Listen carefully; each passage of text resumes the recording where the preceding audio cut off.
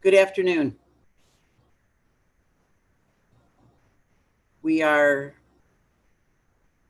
welcoming all of the ESM family members who are joining us today, all of our ESM learning community. We want to thank you for taking the time to share in this session. Thank you for all of the questions that have been submitted. With me in this session are members of the ESM Executive Cabinet who will be sharing information in response to your questions. And let's begin by acknowledging that we truly do understand that this is a time in our history and in our lifetime like no other that we have ever experienced. I'm sure we all wish that there would be some way in which we could make it stop, make it go away, make it reverse back to what we knew pre-March of 2020.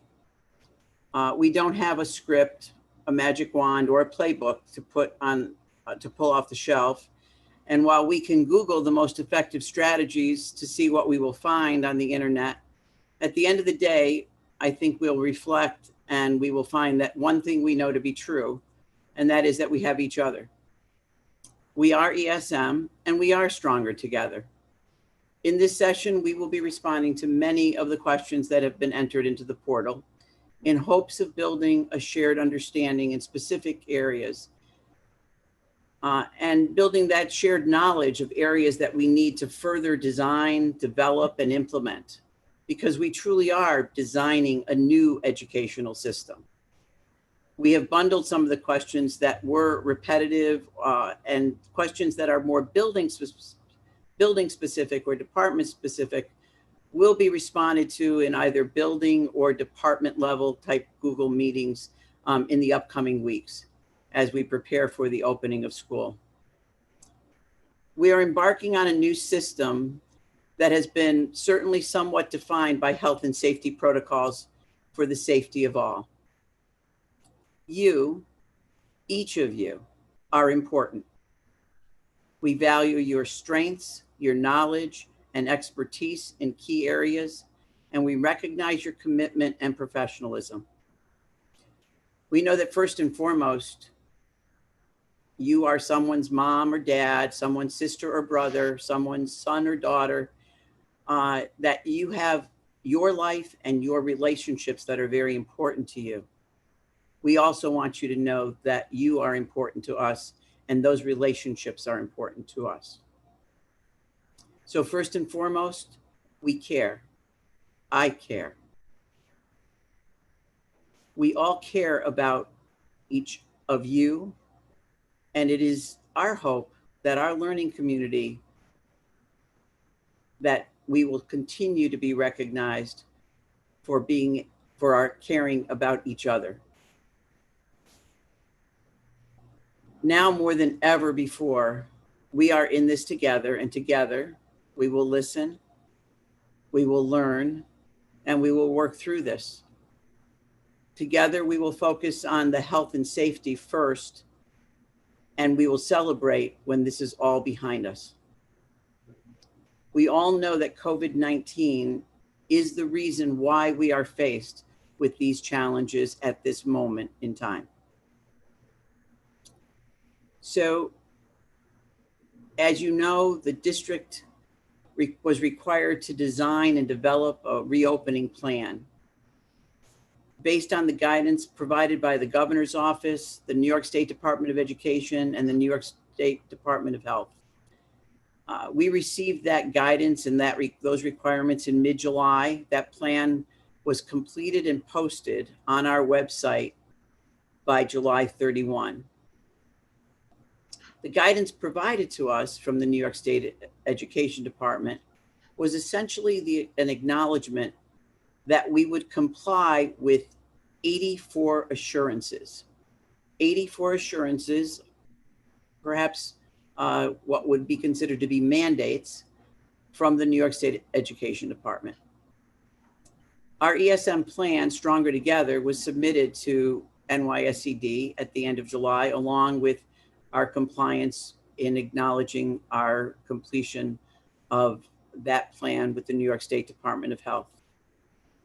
and it has been shared in recent weeks via video and other electronic means of communication with all of you and with members of our community. We are very grateful to the more than 130 stakeholders who contributed to the development of the plan as part of the District Advisory Committee that was facilitated by Dr. Tom Neveldine and Mrs. Kate Skane, and the more than 20 high school students who met in Google Meets with Greg Avellino, our executive high school principal, Cheryl West, coordinator of youth development and leadership, and Mike Clonan, director of athletics, health, and PE, and myself. 20 high school students and some alumni from the class of 2020. And they shared their insights into the development of the plan as well from a student perspective. The plan focuses on the mandatory assurances, or the what, of the reopening of school. The work that has followed in more recent weeks has addressed the how we will implement the plan. It also has been guided by continued directives from the governor's office that we have received. So the how is really what we're going to be talking about as we prepare for the opening of school, the implementation of the plan. All of ESM staff are essential in the framework of the how. We will open successfully for the health and safety of all if we're all working together on how we can make this work. Let's begin with your questions. Health and safety is our top priority, and we're going to turn to Dr. Tom Neveldine. All of you know our deputy superintendent, and he's going to respond to the first few questions that we have. Dr. Neveldine, what are the required health and safety protocols that staff will be learning at the beginning of the school year? Yes, thank you, Dr. Desiato. In order to get us off to a safe and healthy start, we're going to provide a variety of learning opportunities for the staff, covering the following topics. And keep in mind the same information and training will be provided to our students and to our parents, so that we're all starting the school year with the same frame of reference around health and safety. So hand washing, hygiene, it seems rather basic, but it's one of the primary things that's important for prevention. Respiratory hygiene, simply covering your mouth when you're coughing. What do we do with students and staff when they're sneezing? Social distancing and mask wearing are two that, I'm going to talk further about because they're critical. They're probably the two most important preventative methods and measures that we can take, whether we're staff, a student, or a parent, to help, prevent the spread of the COVID virus. Daily temperature checks, as you know, are required both for our students and for our staff before we begin the school day. We also want to provide information to everybody on recognizing the 11 symptoms of COVID, so that if someone feels symptomatic, if a teacher sees a student who may be exhibiting some of those symptoms, they can be referred immediately to the school nurse and get an assessment for the next steps they need to take. So again, all this information will be provided up front as we begin the school year, and it's really all about the health and safety of all of us, and all of us working together to be diligent about all these procedures so that we can ensure that we have a healthy environment for us all. Thank you, Tom. Mr. Doug Mohorter is the Executive Director of Employee Engagement and Accountability. I know that many of you, in response to the letter that was sent, are communicating with Doug, and it's important that you do, because many of the items that you have questions about are a very personal nature. But Mr. Mohorter, here's a question, questions that have come in the aspect of what will be expected of all employees each day prior to coming to ESM. Have there been changes to attendance sign-in and to make it safer? For example, is there a digital sign-in? Thank you, Dr. Desiato, and good afternoon, everyone. Yes, in fact, there has been a change, a significant change Each day before responding to work in your assigned building, all staff will be required to complete a questionnaire in a Google Doc form, which asks the following 4 questions. 1, have you had COVID-19 symptoms in the past 14 days? And again, as Dr. Neveldine shared with you, he'll be going more extensive training with understanding what those symptoms are. 2, have you had positive COVID-19 tests in the past 14 days? 3, have you had close contact with a confirmed or suspected COVID-19 case in the past 14 days? Or 4, have you traveled internationally or from a state with widespread community transmission of COVID-19 per the New York State Travel Advisory in the past 14 days? Please note, in regards to traveling, the New York State Department of Health requires that all individuals who have traveled to areas referenced in the state's travel advisory complete a traveler health form upon returning to New York State. This screening questionnaire will be maintained by the immediate supervisor. This is a requirement for the health and safety of all of us as part of our ESM workforce safety plan. The building principal, immediate supervisor, or designee will review all questionnaire results each day and document the information. At the district office or the transportation department, the executive director or the deputy superintendent, departmental supervisor, or their designee will review all questionnaire results each day and document the information. ESM has designated the principal of each building, the deputy superintendent for the district office, and department supervisors for transportation and facilities as the site safely monitors who will be responsible for the continuous compliance with all aspects of this workforce safety plan. So, Mr. Morhoiter, if an employee answers yes to any of those 4 questions or has a temperature of 100 or above, what will they be doing?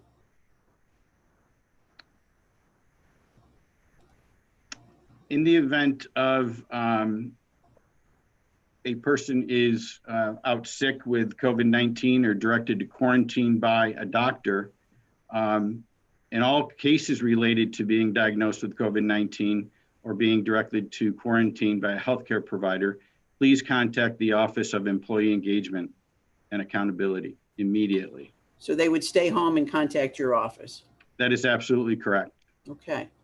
Dr. Neveldine or Tom, can you tell us what's the district's plan when a staff member or student exhibits signs or symptoms of COVID-19?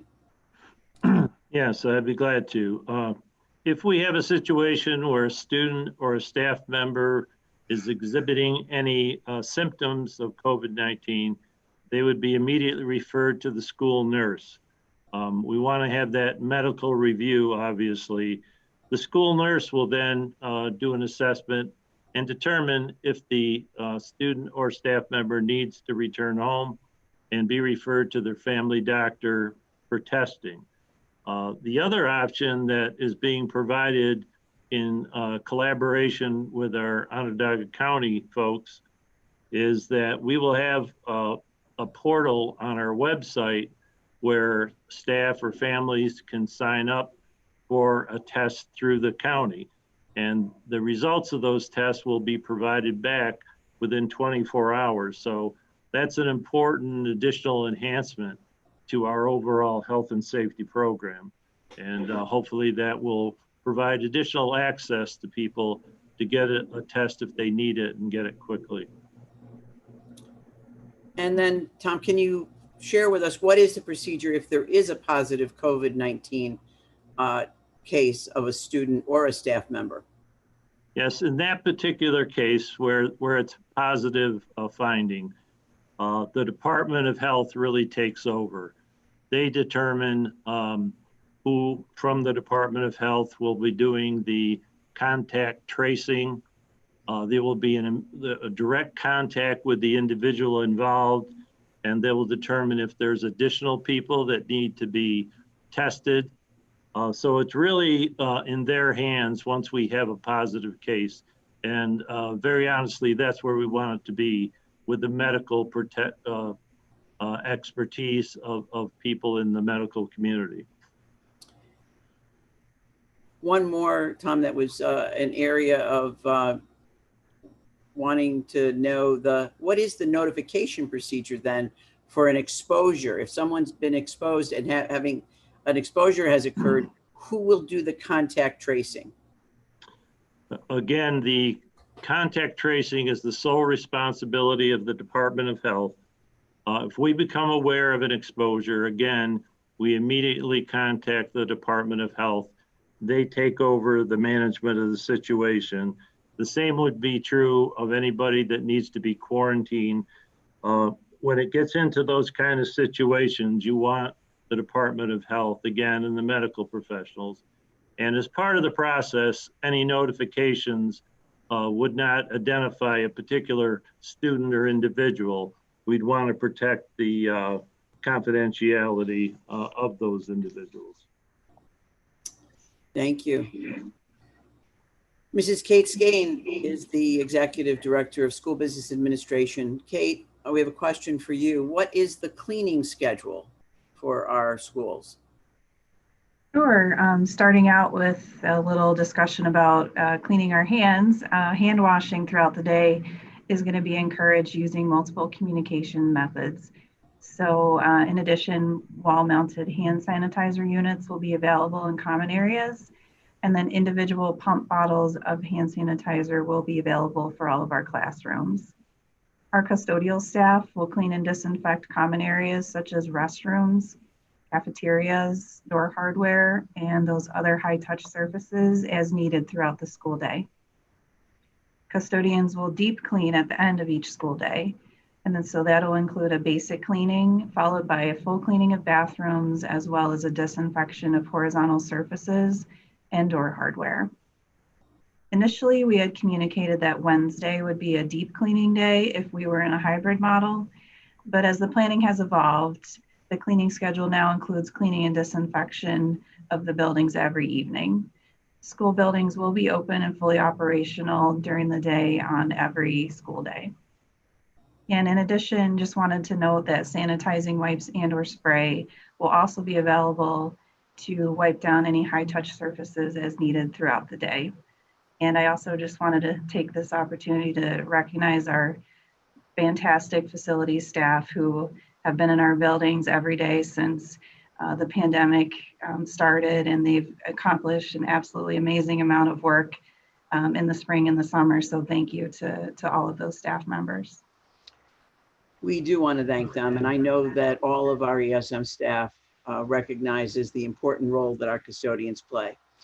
So I think that this one, next question, and I think it's being asked because I think that there were probably some perceptions about language that's used that it's certainly not intended for our teachers to be cleaning the building. So some, I think, have are curious to know is what is a teacher's responsibility for cleaning? Sure, we have gotten quite a few questions about that, so let me address that one. Our ESM custodians have the responsibility for cleaning. ESM teachers and staff are expected to use good hygiene practices for the benefit of all. So an example of that would be if you use a copy machine, we would ask that staff either use a stylus to touch any buttons that you need to touch, wear gloves, or if you touch any areas of the machine by hand, you could use a wipe to wipe over the areas that you've touched. And then as I noted a little bit earlier, we will have hand sanitizer available in classrooms and common areas. So you would have the option of sanitizing your hands before and after touching a shared item such as a copier. Thank you. Kate, can you also share, there was a question that came in of who's paying for the PPE for teachers and for students and for our staff? Sure. Onondaga County is actually providing masks and other PPE and sanitizing materials at no cost to every district in the county. So that's been a fantastic help. Any PPE that we aren't getting through the county, we're going to be purchasing ourselves. So in terms of masks, staff and students can certainly wear their own cloth mask to school if they choose to do so. And if they don't choose to provide their own mask or they forget one, we will have a supply of cloth masks available, and those will be provided by the district. So we think that's important for everyone to know. People have their favorite mask. I know in the spring there were masks made at various levels, or there were fundraisers. Absolutely, that can be done as long as it's the appropriate cloth mask with the appropriate layers of protection. If people buy their own masks, they're more than welcome to wear them. We will not be reimbursing anyone for buying their own mask because we are providing them either through Onondaga County or through the district purchasing those masks. And we're thankful that the county has actually been able to acquire enough masks that they're able to provide them for the school districts in Onondaga County. And I believe if I saw correctly, I think ours might even have a little bit of blue and orange, which is even better. I don't know if that's going to be for all the school districts, but it's great that ESM got the blue and orange. So Kate, who is the contact person for requesting personal protective equipment? Sure, that's going to be handled at the building level. So each building will have a distribution protocol for PPE, and further details about those protocols will be shared with staff at each building. Terrific. We've got one more for you, Kate. Okay. What safety protocols and procedures will be put into place to support staff who work with students more personally, such as psychologists, therapists, occupational therapists, physical therapists, speech language therapists, teaching assistants, and possibly special education teachers? Can you talk a little bit about what their personal protective equipment looks like and what other kinds of strategies we're employing? Absolutely. We certainly understand that our staff working in those types of positions might have specialized needs when it comes to PPE or other protective equipment. So we will be evaluating all of those on a case-by-case basis, working hand in hand with the staff members as well as our leadership in the special education department. We will, as a district, provide the PPE and additional equipment as needed, and things that we're looking at include transparent barriers in learning and therapy areas so that the therapy activities can continue in or closer proximity with a transparent barrier separating the staff member and the student. So we're looking at creative solutions like that to outfit our spaces and keep staff and students protected. Thank you. And some of this is coming certainly also because people have been great to share strategies and resources that they're aware of. We are aware of the masks that most likely our speech language folks will wear, where the mask is clear because it's important in their role for the student to see their face and their mouth and vice versa. So all of that is in the procurement stages or already procured. Yes. Tom, we're back to you. This is a very important question that also has been asked a number of times. What are the requirements at ESM for wearing masks?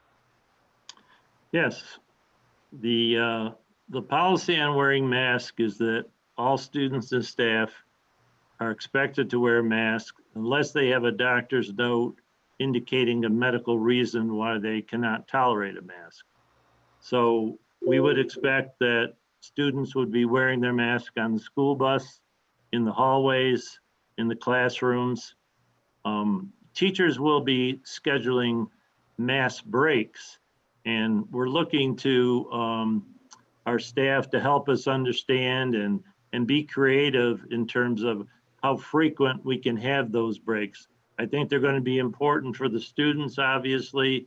They're going to be important for the staff also. I think we've all experienced, the newness of wearing masks. It's something typically we wouldn't have experience with, but as we've all had to start wearing masks, it's a little uncomfortable at first. It takes a while to get used to. Students are going to forget sometimes. Staff members may forget. We're going to need to remind each other, but I think the important thing is, again, The whole reason for wearing the mask, as all the medical experts across the country will indicate, it's a primary preventative measure, probably one of the most important things we can do to hold down the incidence rate of COVID.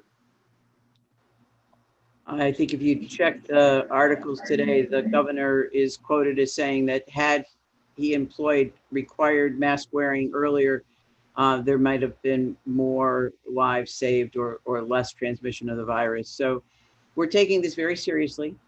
I know that some of you noted that there may have been a superintendent in another district, a neighboring district, a district outside of our immediate area, making reference to the fact that when students are seated at their desk, they'll remove their masks. And yes, we received numerous parents who made us aware of the fact that that was different in other districts. So you've heard me say this before, not superintendent of ABC or XYZ, superintendent of ESM. And at ESM, the requirement is to wear masks. That's for the health and safety of all. It is what Dr. Gupta, our the medical director, the director of the Onondaga County Health Department. Tom and I have met with her on many occasions in the last several weeks with other superintendents in this county. And she has been very clear that that is the effective practice for Onondaga County. Now, if other school districts choose to have a less effective practice, that may be their choice. It's not ours. Masks will be worn, and then we will trust, as we do each and every day, that our teachers will make decisions about not only the 6 foot distancing, but 6 foot or beyond distancing, and the times of day to remove the mask very carefully, take that break with minimal, no talking or other kinds of things that would go on that would in any way contribute to what's going into the air, or to do it outdoors.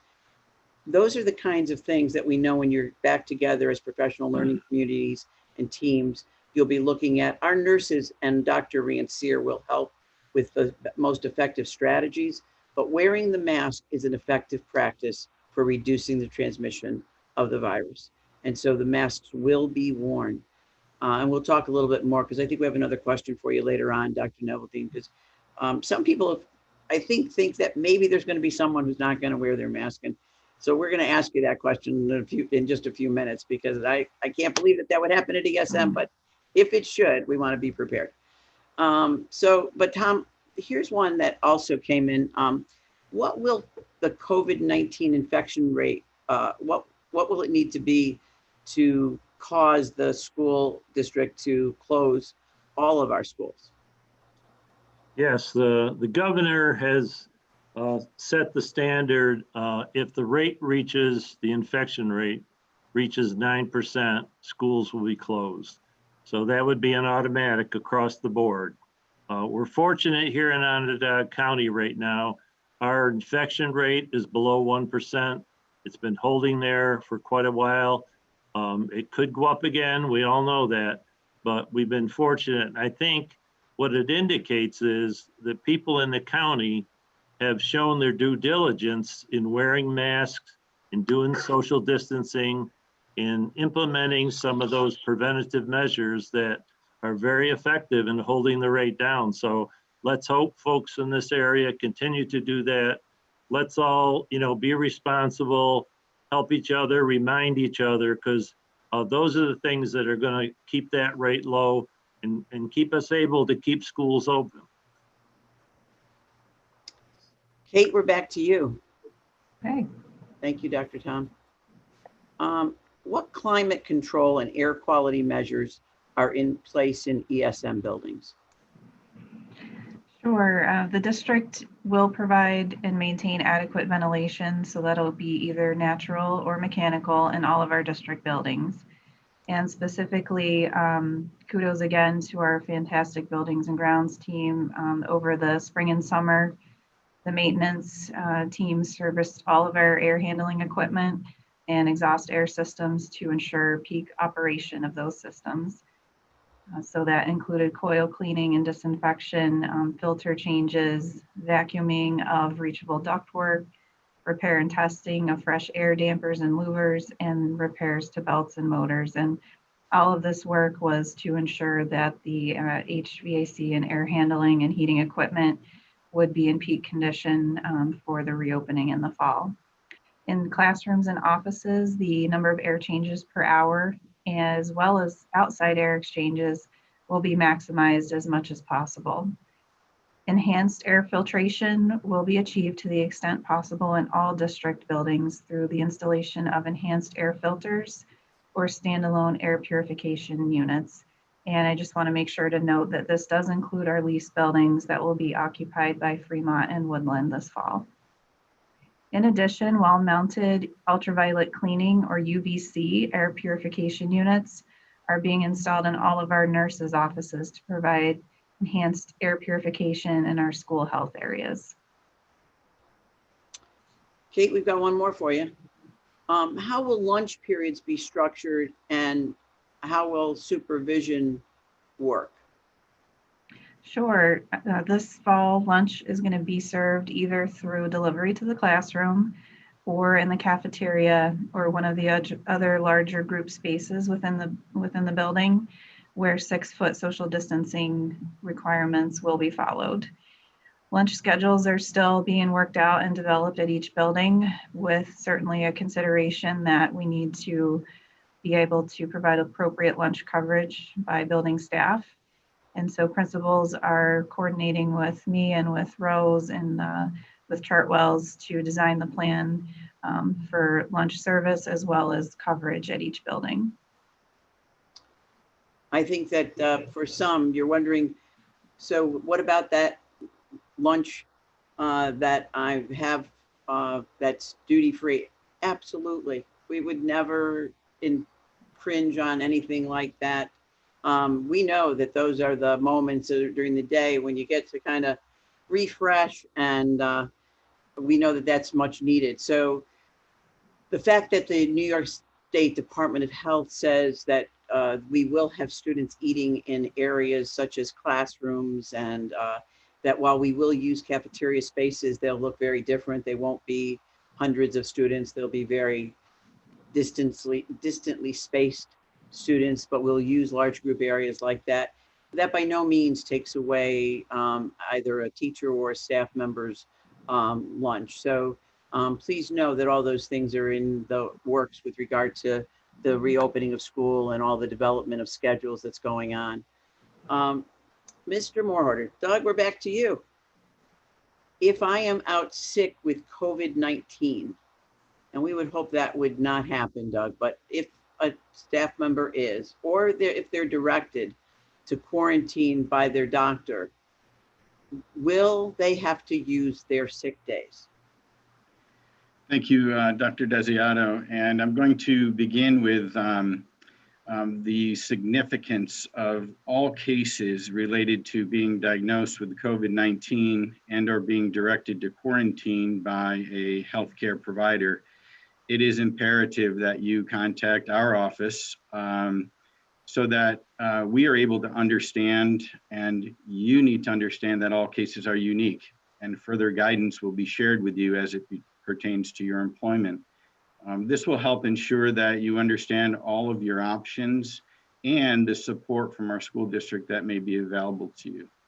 To answer the question specifically, if you are directed to quarantine by a public health official, you will not have to utilize your sick days. We've had a lot of questions about this. Under federal law, for employees of qualifying employers such as ESM, workers subject to federal, state, or local quarantine order, or those who are advised to self-quarantine by their healthcare provider, or if you're experiencing symptoms and you're seeking a diagnosis. So under the Emergency Paid Sick Leave Act for oneself, for yourself, full-time employees do qualify for up to 80 hours of paid sick leave. That's up to $511 per day, or $5,110 in the aggregate, the total amount available. Part-time employees would qualify for a prorated benefit. Thanks, Doug. We have another one for you as well. What happens if a person in my family gets COVID-19 and they need my care? Once again, in all cases related to others in your household diagnosed with COVID-19 and or being directed to quarantine, please let our office know.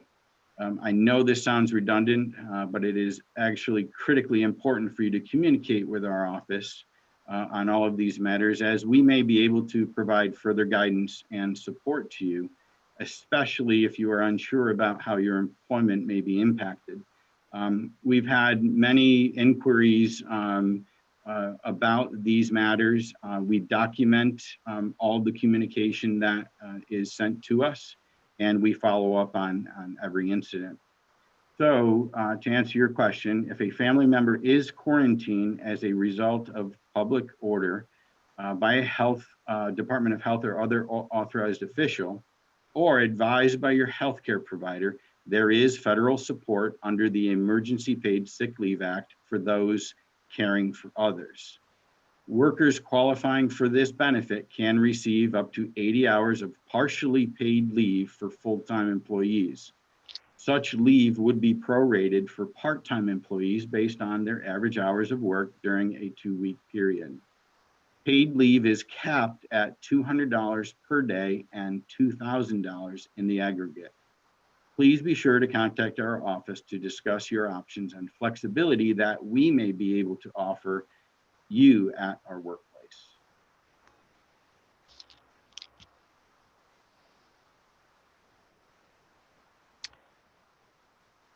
Doug, we still have a few more here for you. This is an area actually where there's so many aspects and laws that have been put into place really over the last several months, and they continue to be coming in that Doug is keeping abreast of, along with certainly the attorneys that represent the district, to make sure that we have the knowledge in these areas to be able to provide the information for all of our employees.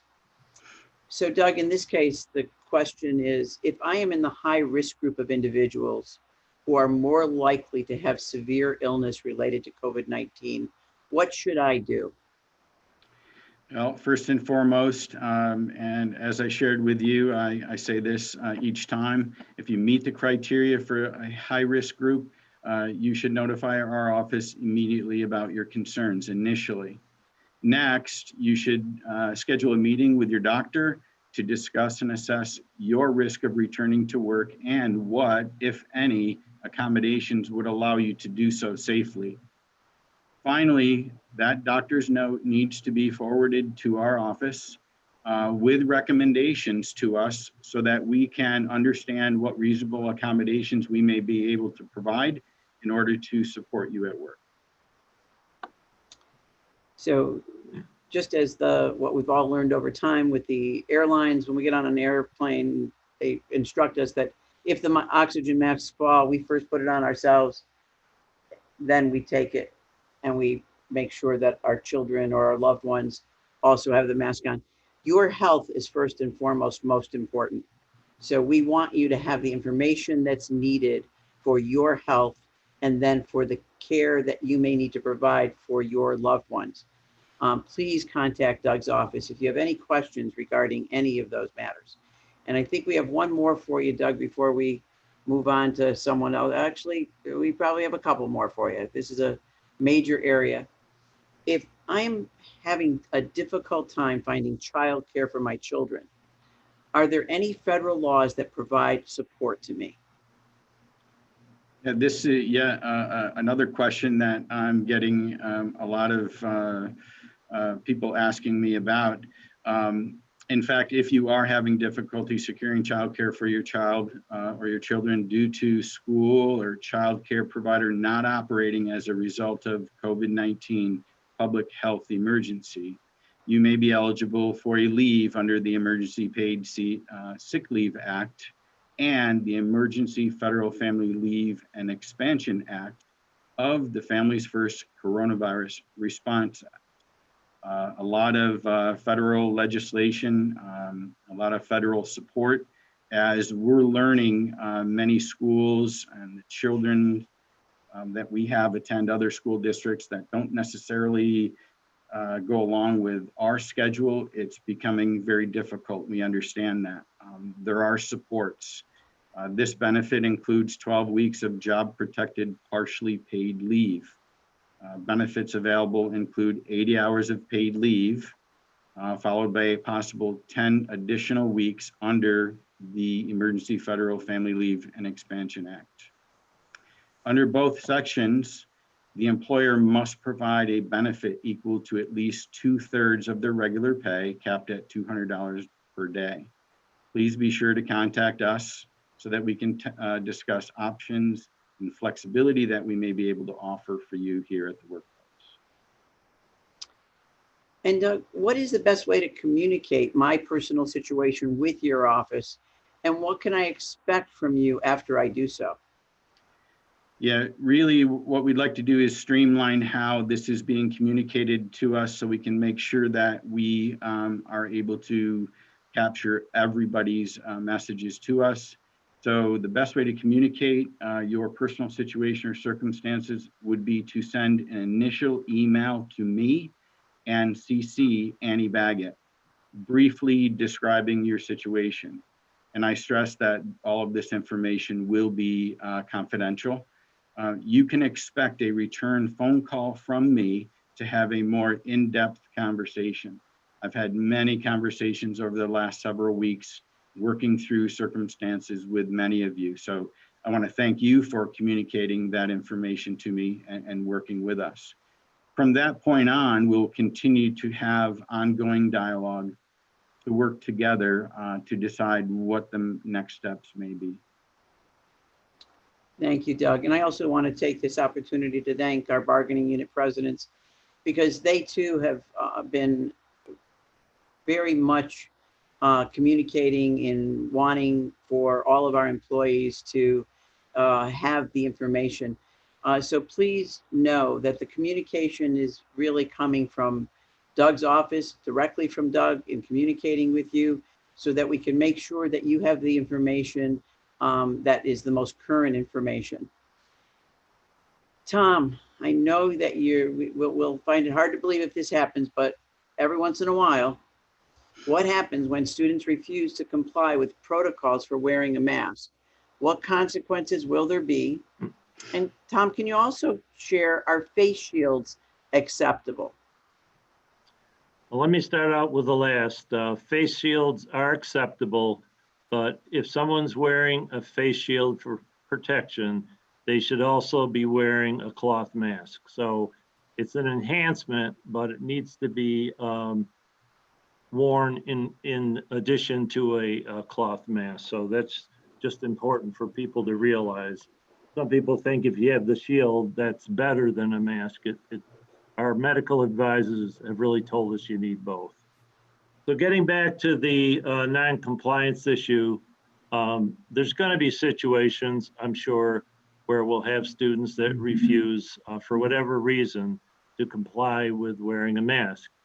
So as always with school discipline, we look at it as a case-by-case basis. We start out with the learning opportunity, explaining to the student the importance of wearing the mask for his or her health and safety, as well as the health and safety of other students or other staff members in the school. If there's a continual non-compliance, then obviously we look to our code of conduct and our progressive discipline procedures to deal with the student. So we would, with first infractions, obviously the penalties tend to be lesser. If there's multiple infractions over time and they continue, then the consequences get increased. So the principal, as you know, has the full range of options in any disciplinary situation, from a warning to an in-school suspension to an out-of-school suspension, etc. So we hope we don't have a lot of those situations. We hope students will see the importance of supporting each other. But if we have cases of non-compliance, we do have to address them with the student using the code of conduct and our good disciplinary procedures that our staff use with all students. I think it's also important to note that in each of our sessions with the parent information sessions, this has been reviewed with all parents. It has been reviewed that, and many of you are too young to recall this. However, in, I want to say around 1984, 83 or 84, the seatbelt law came into New York State.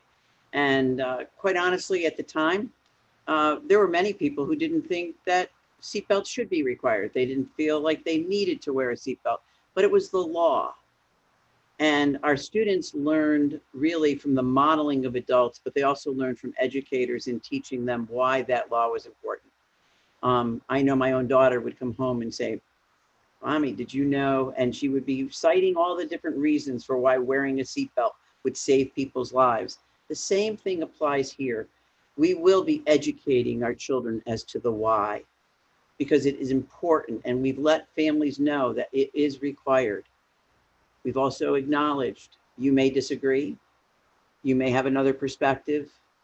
What you cannot do is change the protocol.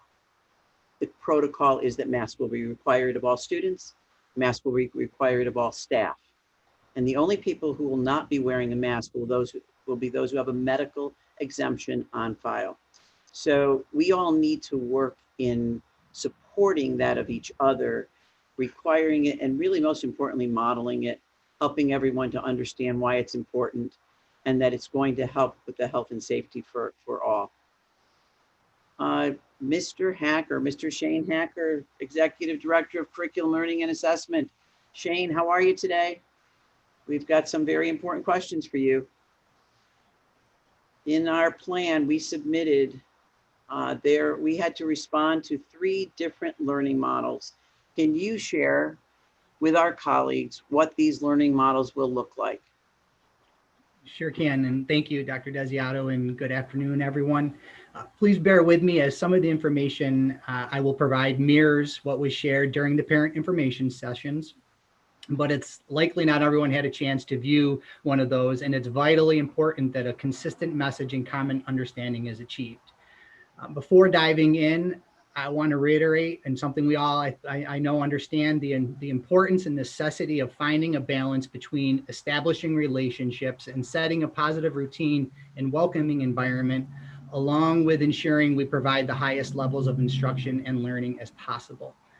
Regardless of the model, our goal for all buildings will be to ensure instruction and learning that meets the following criteria and that will be aligned with state standards, with rigorous learning expectations and opportunities.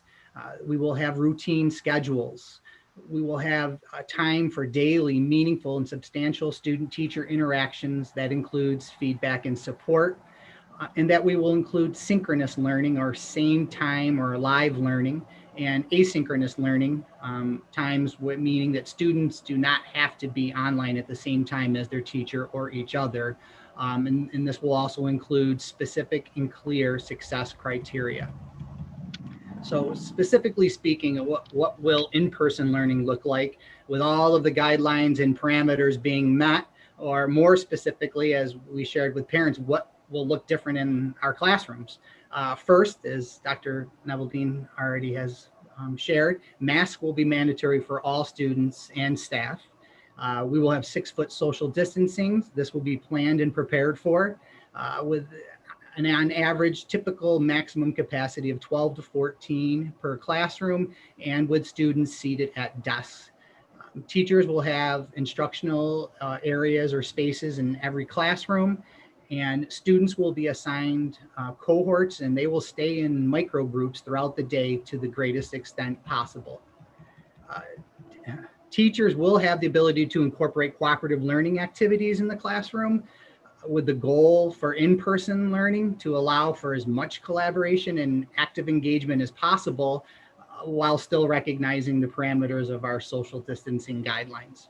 And there'll be more to come on that. So the question of what will distance learning look like and how might it be different from what we were able to provide in the spring? We will focus on what worked well, and we will also focus on what can be strengthened. Throughout our distance instruction and learning, we will always be cognizant of developmentally appropriate amounts of screen time. We will be as interactive, meaningful, and engaging as possible, meeting the assurance of providing daily substantial interactions between students and teacher. We will provide a balance, as I mentioned before, between live instruction in front of the screen or synchronous same time, and times when students will be working on assignments or projects asynchronously. The question about hard copy assignments, they will be available. However, different from the spring, transportation will have a couple more constraints that can coincide with providing busing for all of our learners that are in person. So a system will be developed to provide paper assignments, likely on an as needed basis. We will continue to explore the possibility of recording lessons in order to provide more flexibility for our families. And then a third piece, the hybrid model, should this need to be activated or operationalized. First, remember that if in-person requests exceed our capacity parameters, then we will adjust to our hybrid model. We should know if the hybrid model will be needed, very shortly by early, hopefully at the end of next week. Our hybrid model, and as a reminder, due to such large numbers at the high school, it will be starting in the hybrid model. Within our hybrid model, students will be divided into cohorts called microgroups. Depending on the cohort, students will attend in person 2 days per week, with the other 3 days being virtual. At this time, choices for families will not be allowed for which microgroup or cohort their student is assigned to. We plan on grouping siblings at all levels, and each elementary school will be analyzing this on a building by building and grade level by grade level basis. Pine Grove will analyze by grade level, and the high school will review will be by courses. More information obviously will need to be shared on this once reopening teams are able to review the data for family and parent and student final model choices. So we know that and we had to move back the date to August 19th so that our families got to take part in the family parent information sessions. They've been making those choices. As Shane has shared, some rooms you will see have groupings of 12 based on the square footage. Others may have 14, 16. There may be a room that has 19.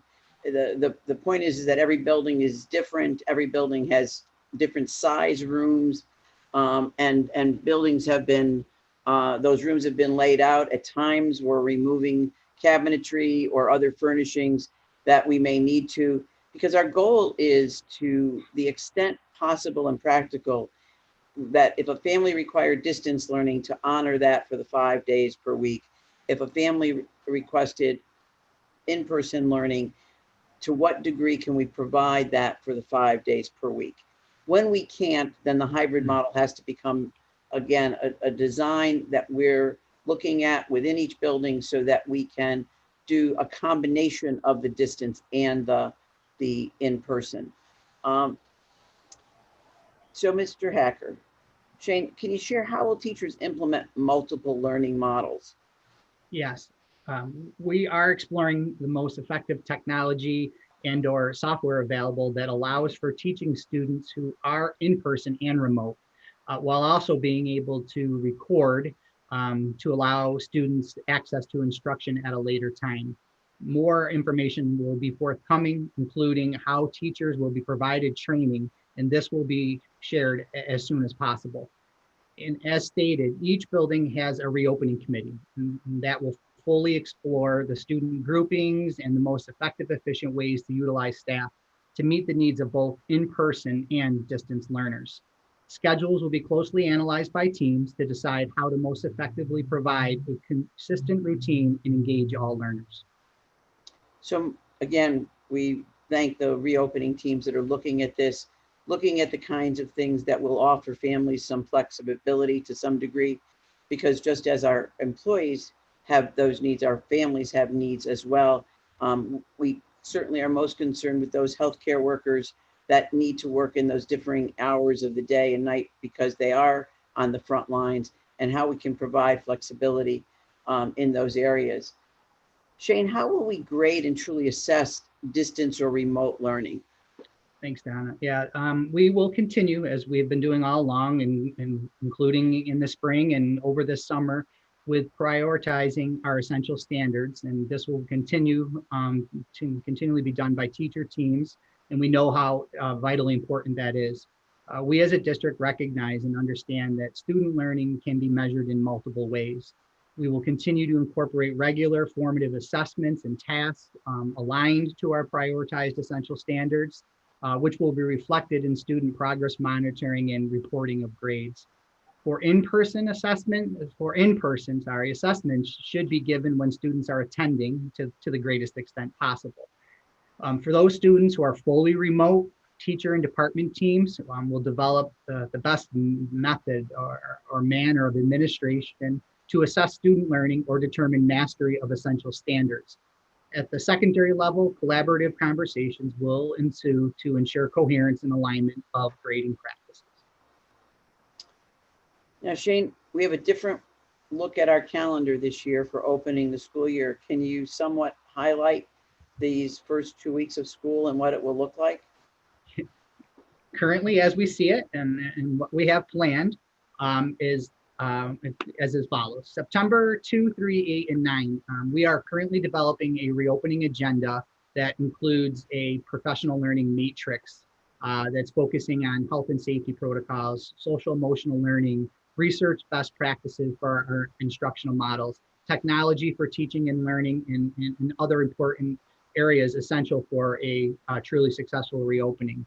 And specific information for each of those days, including times and if they're being done virtually or in person, will be forthcoming from each building principal or immediate supervisor. Then as we transition into September 10th through 16th, this will involve virtual learning for all students. The goal of this will be to provide an opportunity for our students and parents to meet their teachers, develop relationships, share expectations for each model of learning, and to ensure comfortability with navigating the technology that we will be incorporating. For those students continuing in distance learning, that model process will be reviewed. And for those students entering in person, there will be a review of the health and safety protocols for students and parents, such as things for hygiene, health screening, and social distancing, just to name a couple. And then September 17th will be the first day of our gradual start or phasing to in-person by grade level. The point behind this phasing in or gradual start is to allow buildings the time, opportunity, and ability to adjust to specific needs and to best meet the new health and safety requirements. And what we know that will look like on that first day will be the 4s will be attending at Park Hill, grade 5 at the elementaries, grade 6 at Pine Grove, and 12th grade at the high school. Further phasing in information specific to each building will be developed by the building reopening teams. And then September 24th, that currently marks the date for all grades to fully return for in-person learning, and our distance learners will continue with their remote instruction.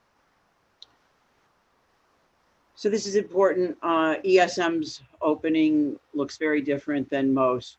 We have the most scaffolded, most gradual, very strategic. I think it is reflective of who we are at ESM. We're very thoughtful. We put in a lot of really thinking about what we needed to do to have the best opportunities for the start of the school year under the guidance that's required by the Department of Health, the New York State Education Department, and the governor's office. We are still required to deliver 180 days of instruction. That we are not under an executive order that in any way compromises nor gives any flexibility to that. Might we be later in the year? Perhaps, but right now that is required. And that is, so we moved all 4 of our superintendent's conference days that we are granted, that usually are scattered, to the front end of the year, because we know the professional learning that must go on must come first, just like putting on that oxygen mask. We know that those 4 days are going to be essential for that building of that shared knowledge by applying what you're hearing now and what you'll learn as we begin to reopen to the actual workplace setting. It is extremely important that we are acclimated to the workplace, to the school environment, to our new learning environments that do have the required protocols prior to our students entering. That will be essential so that everyone understands the signage, the directions, the traffic flow, the patterns of what we do with regard to where we are able to access hand washing, hygiene, other aspects. And that's why the 10th through the 16th is a virtual learning for students, but staff working through what does this look like so that on the 17th, as students begin to enter, staff have a degree of experience in that environment with regard to the preparedness for the students to now re-enter. We know that the reopening teams are looking at all of those days and how to make the best utilization of those days. But that is very strategic. It's very important. And we do believe it will be the basis for having a successful opening. Mr. O'Connor, Kieran, we have had teachers asking, will they have the ability or the means to video lessons live so that lessons are interactive with students in remote learning? First off, good afternoon, everybody. Hope you've been enjoying some of our warmer weather for the summer and before we turn into fall. So yes, to answer your question, Dr. Desiato, Google has announced that Google Meet will continue to have recording capability for the near future. Google Meet is being updated in addition with some other new options that I think teachers will like. Breakout rooms, attendance tracking, muting of students, which will be a handy feature, and other features, and we'll be getting that information out to you shortly. We will also be providing training, and I know some folks took classes over the summer, but providing some other opportunities for training with WeVideo, which is our adopted and purchased recording software that we have in the district. Terrific. And we want to thank the tech team because they were a tremendous support in the spring. And I know there have been a lot of people who have been working really on the continuous, how do we develop this new world of virtual or remote learning. Tom, Doug shared earlier about how staff members will be reporting information prior to entering the workplace in the morning, prior to entering the school learning community. Can you share what will be required of all parents for reporting their children's symptoms and temperature each morning? Yes, be glad to. The Department of Health has directed that parents have the responsibility to ensure that children are healthy and ready to attend school. So that means the parent will be taking the child's temperature, making sure it's under 100 degrees. They will be checking their child for any of the symptoms of COVID. They'll also be making sure and attesting to the fact that child is not tested positive, has not been exposed to anyone that has COVID, that they haven't traveled internationally, nor have they traveled to one of the states with the high incidence rates, which could be problematic. So they will be signing a form each day. They'll be provided forms, a pad of forms initially. Those will be come into school. When a student enters the bus or enters the school, they will have to produce that form signed by the parent, again, attesting to those things that have been done. We are looking at a computer application that would allow parents to transmit that information directly to the school ahead of the school bus arriving, et cetera. So we're working on a potential technological solution that would be very efficient. We're not quite there yet, so we'll be starting with a paper process, but the importance is that we'll have that verification every day from every student that they've had their temperature checked, they've been checked for symptoms, they haven't traveled, as I said, outside of the United States or to a state with high incidence, nor been exposed or had been found to have COVID. So it's going to be very helpful to assure us that they are healthy and they are ready to attend school. And on that note, we want to just share with you, Tom and I had the opportunity yesterday, I believe it was, to meet with Pam Budendeck and our school nurses. And Tom and Dr. Ranciere and Pam had been meeting with the school nurses during those weeks in July when our plan was being developed. Our school nurses have contributed greatly to the development of the plan with regard to the health and safety aspects and the protocols. They're now preparing for your professional learning is to what everyone will need to be to know with regard to the health and safety protocols. We really want to thank our school nurses again. They are really a very treasured and valued member of our community. And we know that they will be answering the questions of many. So let's do all that we can to let them know we care and that we value their support, and we recognize that they really are very front and center in this, and we want to be able to provide them with ongoing support. And Tom and Pam and I will be meeting with them on a regular basis to do so this year. Doug, we're back to you. And what is the plan for teaching assistants if the student that they support is learning remotely? Sure. The role for teaching assistants is evaluated and aligned in accordance with the student's learning needs. This is reviewed by district level administrators in teaching and learning and special education. This was addressed in the spring of 2020 and will be addressed for the 2020-21 school year as well, based on learner needs. Thank you. And we thank our teaching assistants. I've quite often referred to them as the wind beneath the wings. They play a very important and critical role. Kieran, we're back to you.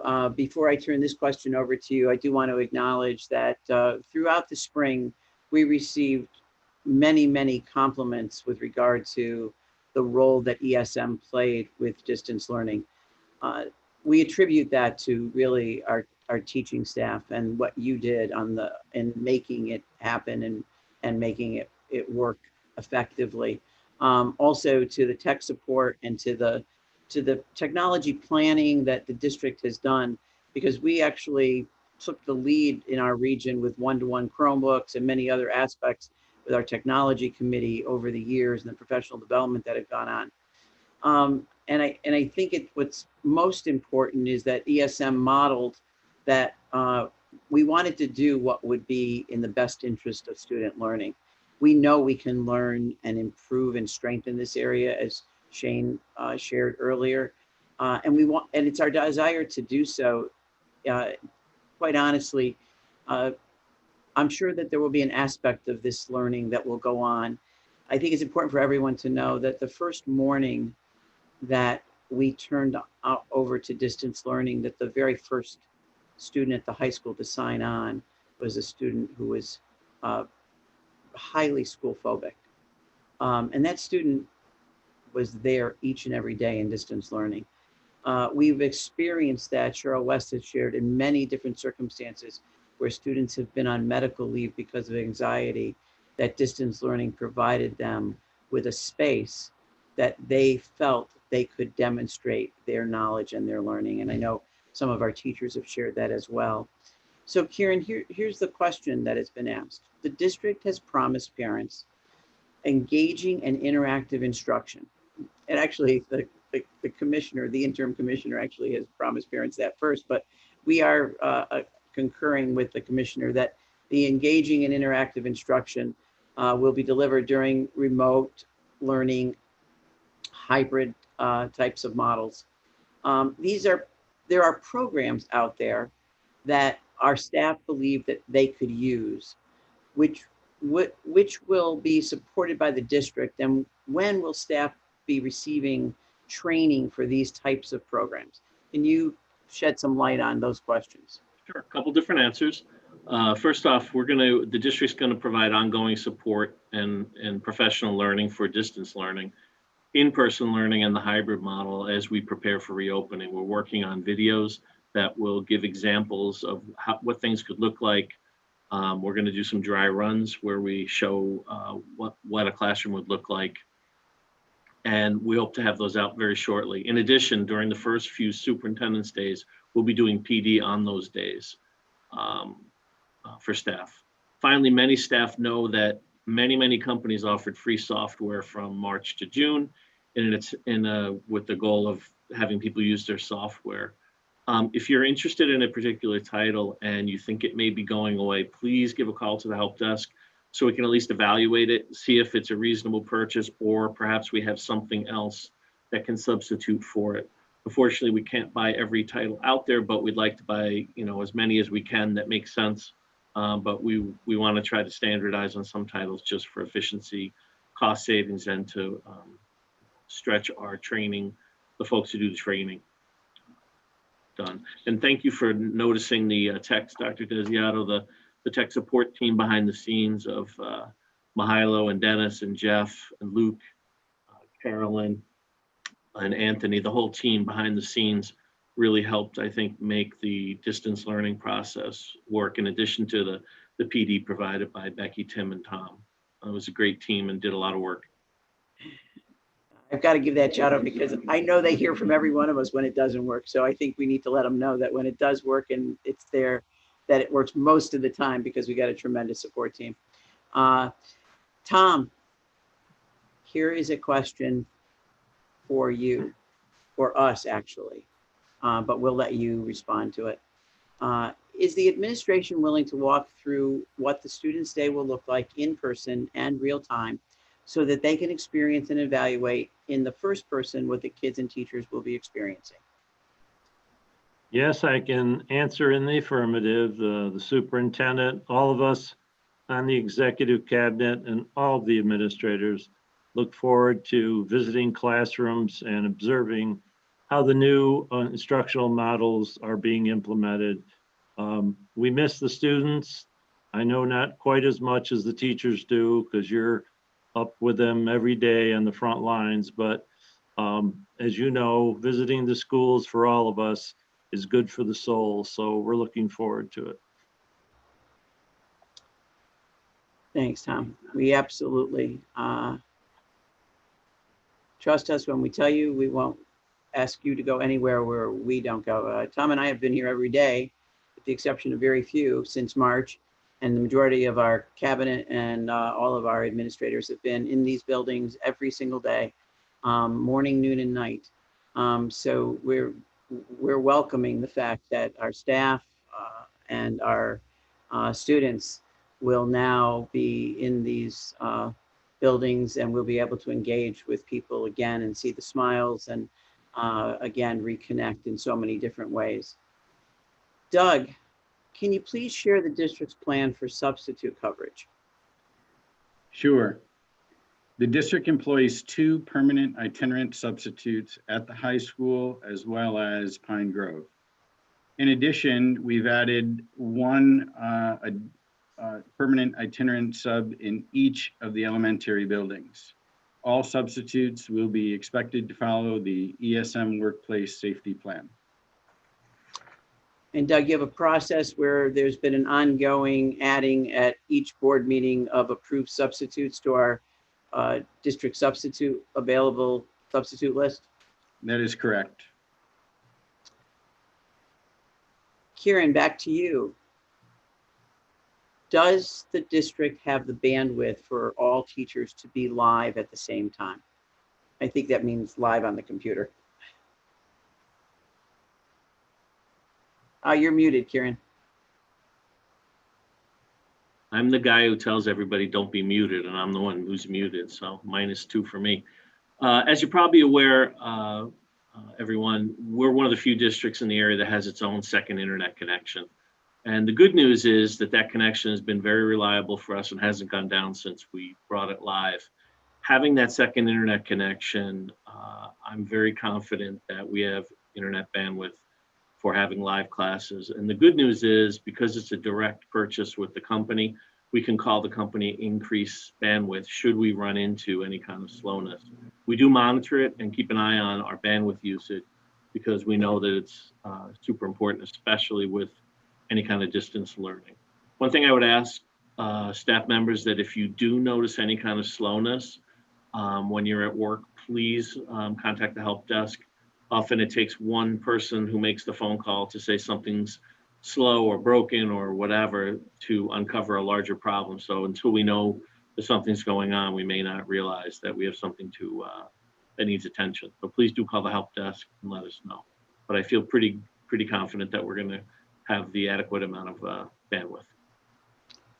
Absolutely. And the information with regard to the help desk connection will be posted. I'm sure that as Kieran and Marcia design more of the all things ESM, you'll get that information.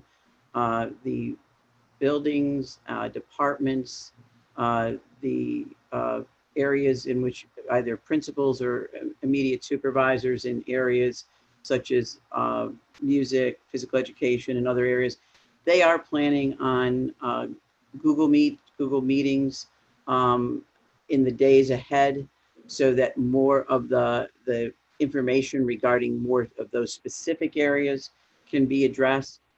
I think that this question is, I know that this question is for me because it's asked me with regard to as superintendent. So this question of each building has the opportunity to create their own model, but every teacher is wondering about the class list, the schedule, and the day-to-day happenings with our students. As the superintendent, how do you see a day playing out for a teacher and reaching all students within the school day? Let me just take a few moments to share with you what I think is probably one of the things that makes this time one of our greatest challenges for the opening of school. Most people do not understand education in the way that we do. We work on a cycle, as you know, that's annual, and typically in a what we might call a normal year, or the, so to speak, traditional school year, we would have started with staff engagement in the planning for the next school year in April, May, and June. I'm often asked, and I'm sure you are, in April or May, oh, are you looking forward to the end of school year? And people have no idea that we are actually dealing with the current year we're in, and at the same time, we're dealing with the planning for what's to come. Due to the reality of the circumstances last spring, that time was very much eclipsed, and the focus, rightfully so, was on the support of our students and our staff in bringing to closure an exceptionally challenging school year. We were directed to wait until we would receive at the end of the year the guidance from the governor with regard to the reopening of schools. And we did wait until mid-July, and when we received the guidance from the governor's office, the New York State Department of Health, and the New York State Education Department. The district engaged a significant number of stakeholders in the development of a school reopening plan. And as we said earlier, that addresses those 84 mandates. And we're thankful to everyone who contributed to the development of that plan. Thank you.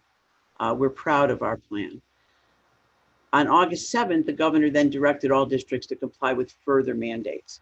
And again, we recognize that the why we must do this is for the health and safety of all. And all of this due to the COVID-19 virus. What we must do is the outlined 84 assurances containing the 3 learning models that we needed to be able to submit that. Now, the reopening teams are refining those learning models. So it's not exactly that they're creating their own, but they are personalizing it, so to speak, to the context or the culture of the building in alignment with what's required in the guidance from the governor's office, the New York State Ed Department, and the New York State Department of Health. So those reopening teams are essential in building the models by designing what will work for student learning in meeting the learning standards. Simultaneously, we are building the systems required to implement the mandates and the health and safety protocols. The teamwork in each building will further refine each learning model, its expectations, and its desired outcomes. This will require consideration for all curriculum areas. Every curriculum area is essential as part of the learning and the development of all of our students, including the social emotional learning and the development of the whole child. It will be further supported by our learning communities because that's the other piece of this puzzle. We don't have the majority of our learning community in our schools in July and in August. So as our learning community returns, that work will be further defined and articulated. We do our best work when we are working together. That's why our plan is entitled ESM Stronger Together. What will a teacher and a student's day look like? It will look like the effective day that we design. It will meet the learner needs as best we can. We are confident of that. Each of you are essential. Yes, you're essential by the nature of the work we do. That's why you're called, we are all essential workers in the definition of New York State. So the governor has now commissioned that all schools will reopen, and that's why we are returning. But you're more essential in the sense that the designs are really best placed when we have the best thinking of all of us. No one of us is smart enough to do all of this by themselves, but all of us together can make this happen. So as we conclude this session, not only do I want to thank each of you, but I want to thank every one of you for your spending time with us today, for providing those questions. Hopefully we've been able to answer many, and we know there are more. The portal remains open. The administrators throughout the district are checking it on a regular basis, and that will help to define the future Google Meet sessions that will be forthcoming. We do thank you for your patience and your perseverance. Ask that you would continue to have that patience and perseverance as we not only work through this process together, but as we learn through this process together to develop a shared understanding. Today's session is being recorded, and it will be posted on our intranet for all employees. In addition, a frequently asked question for staff document, FAQ, is being developed with the information that you've heard today and other questions that have been asked.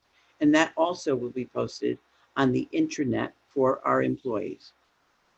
I want to thank you. Wish you and your families well and the best of health.